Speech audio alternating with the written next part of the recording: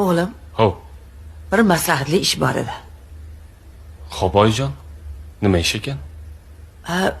Mahalladagi ayollar sayohatga ketishmoqchi ekan. Shunga Oyi, qo'ysangizchi.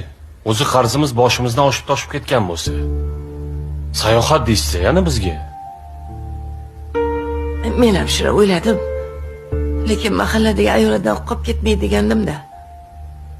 Oyi, qo'ysangizchi, hali borishga ulgurasiz. Mana Xudo xohlasa o'zim sizni olib boraman. Birga boramiz Xudo xohlasa. Seni yoningdan bir o'tay dedim. Mayli, o'zim olib boraman oyijon. Xo'pmi? Siz bir duo qiling. Men sal charchaganman. Duo bering. Kirib damimni ola qoling. Ha, qani, ilohim, ishlaringni rivojini bersin, omadingni bersin. Ilohim. Allohu akbar, rahmat.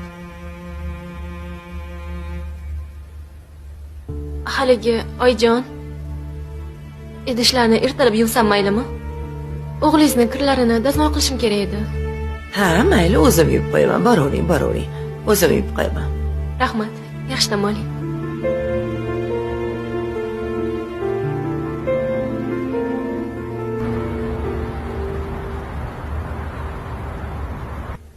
Ilhom aka. Meni anor yegim kelyapti. Anor? Bo'ldimi? Haligi shashlik, qaymoq, yana qanaqadir shirinlik yegim keldi. Men qara. Unaqada sen tayyorlan. Bitta joyga boramiz.